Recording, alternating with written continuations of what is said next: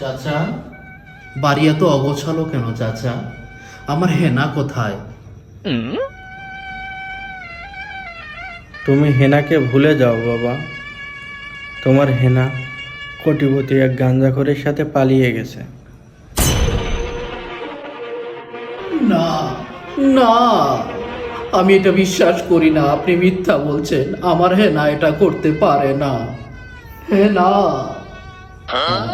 তুমি বিশ্বাস করো আর না করো, এটাই বাস্তব।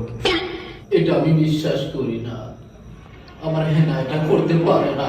তুমি মিথ্যা বলছো চাচা, তুমি মিথ্যা বলছো। তুই বিশ্বাস করিস আর না করিস, বাইরে যায় মরে। এটাই বাস্তব।